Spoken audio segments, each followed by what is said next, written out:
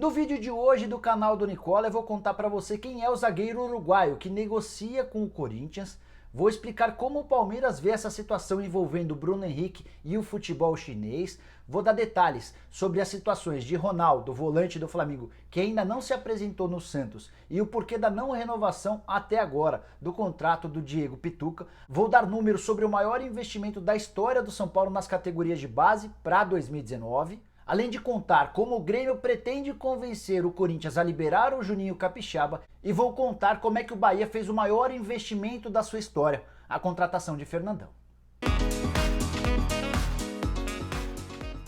Fala aí pessoal, eu sou o Jorge Nicola e antes de começar o vídeo de hoje eu queria muito agradecer a vocês. É que o canal do Nicola ainda não completou 2 meses e já chegou a 30 mil inscritos. Muito obrigado pelo carinho, pela participação. Vou tentar, na medida do possível, responder a todos vocês e vou tentar trazer nesse canal informações exclusivas, importantes do seu clube do coração. Para começar, vou te falar sobre Bruno Mendes, zagueiro, capitão da seleção uruguaia sub-20 que disputa o Sul-Americano no Chile. Jogador que vem sendo observado já há algum tempo pela diretoria corintiana, que nos últimos dias iniciou uma negociação com o Montevideo Wanderers, também do Uruguai. Nas últimas horas, um dirigente brasileiro que trabalha no exterior me telefonou para dizer que tentou o jogador, mas foi informado pelo agente do Mendes que ele já havia fechado com o Corinthians. Fui tentar checar essa informação com a própria diretoria corintiana, que confirma o interesse, fala de forma aberta nas tratativas, mas ainda não dá o negócio como fechado, até porque há clubes da Europa interessados. Então, enquanto a janela europeia estiver aberta, e ela fecha nessa quinta-feira, dia 31, não dá para cravar o negócio. O Corinthians está disposto a pagar na casa dos 4 milhões de dólares para contratar a promessa do futebol uruguaio. Vale lembrar que o Mendes, no ano passado, fez 2 amistosos com a seleção principal, ambos como titular contra as seleções do Brasil e da França. O Uruguai perdeu por 1-0 nas 2 partidas, mas o Mendes deixou ótima impressão nos 2 amistosos. Pulando do Corinthians para o rival Palmeiras, para falar a respeito da situação do Bruno Henrique. Nos últimos dias, a imprensa paulista noticiou que o Bruno tem todas as chances do mundo de se transferir para o Tianjin Teda, clube da China que pagaria R$1.700.000 por mês de salário ao volante. Vale lembrar que seu salário, pelo menos registrado em carteira, é de R$270.000. Com direitos de imagem e luva, esse valor salta para mais ou menos R$350.000. Desde dezembro do ano passado, Palmeiras e Bruno Henrique trabalham na ideia de um novo contrato, até para acabar com essa multa rescisória de 6 milhões de euros. Aí você deve estar se perguntando, pô, mas por que tão baixa a multa rescisória? É que quando o Palmeiras o contratou, o Bruno Henrique estava muito próximo de jogar no São Paulo, e a multa rescisória no São Paulo seria de 4 milhões de euros. O Palmeiras pagou mais ao Palermo, pagou mais ao Bruno Henrique do que ele receberia no São Paulo e conseguiu que essa multa fosse elevada de 4 para 6 milhões de euros. Esse valor de fato é extremamente convidativo para qualquer clube do exterior, principalmente os chineses que pagariam a multa rescisória sem fazer grande esforço. Agora é hora de falar sobre o Santos e eu vou começar sobre o Ronaldo, volante do Flamengo que foi envolvido na troca pelo Bruno Henrique. É possível até que o Ronaldo nem seja mais contratado.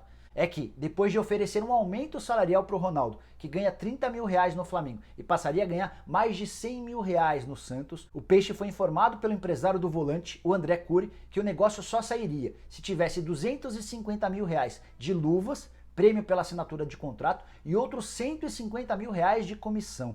O presidente José Carlos Pérez ficou muito bravo com essa situação, até porque o Ronaldo chegaria por empréstimo no Santos até dezembro e considerou que nesses termos não há qualquer possibilidade de o negócio ser sacramentado. Não está descartada inclusive a possibilidade de o Santos pedir outro jogador para ser envolvido nessa negociação.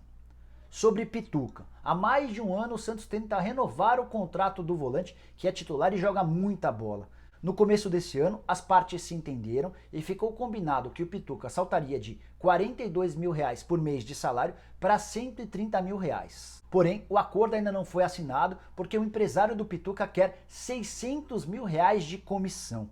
O Santos considera os valores absurdos e tem pressionado o Pituca a aceitar a renovação sem o pagamento de comissão ao empresário, levando em consideração que o volante está perdendo mais ou menos R$90.000 por mês, enquanto esse novo acordo não é sacramentado.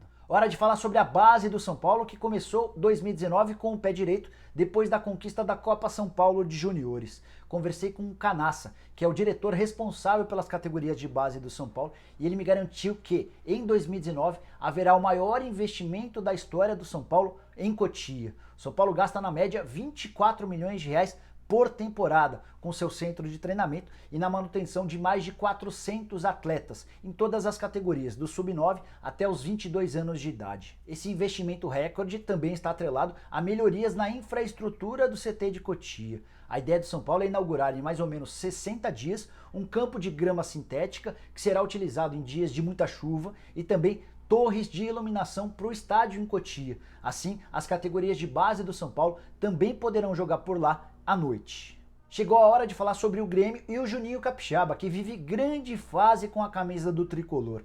O empréstimo dele do Corinthians para o Grêmio termina no fim do campeonato estadual e o Grêmio procurou o Corinthians nos últimos dias para tratar sobre a permanência do Juninho Capixaba. O Corinthians inicialmente queria 6 milhões de reais para vender o jogador. O Grêmio tenta convencer o Timão a emprestar o lateral pelo menos até dezembro e a partir daí haveria uma nova discussão sobre valores. O Corinthians não está muito disposto a emprestar e já disse que topa baixar dos 6 milhões de reais para 5 milhões. Assim a negociação poderia ser fechada já nesse instante. O que dá para dizer é que uma nova rodada de tratativas acontecerá nos próximos dias, mas o Renato Gaúcho tem feito toda a pressão do mundo para manter o Juninho Capixaba por lá. Para fechar, eu queria te contar que o Bahia acaba de sacramentar sua maior compra na história do clube. 4 milhões e meio de reais é quanto vai custar o atacante Fernandão, centroavante que fez muito sucesso no próprio Bahia e era muito pedido pelo torcedor nas redes sociais. O tricolor de aço pagará esses 4 milhões e meio de reais ao longo da temporada, em 3 parcelas.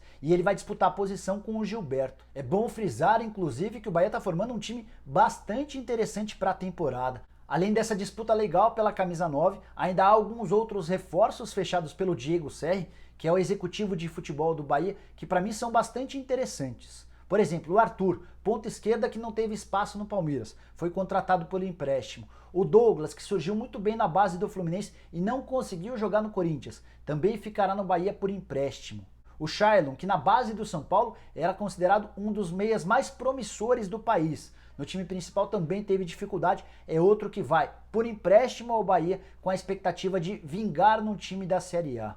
O Bahia ainda tem 3 jogadores extremamente interessantes que certamente serão vendidos por valores bem altos. O Júnior Brumado, atacante, o Gregory, volante, e o Ramires, meia que já foi pretendido por muitos clubes do Brasil e do exterior. O Borussia Dortmund, por exemplo, chegou a oferecer 8 milhões e meio de euros para levar o meio-campista, que foi uma das revelações do Campeonato Brasileiro do ano passado.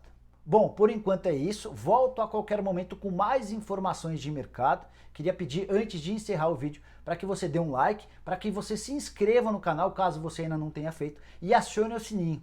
Assim, toda vez que eu fizer um novo vídeo, você é notificado de primeira. Beleza? Um abraço, tchau, tchau!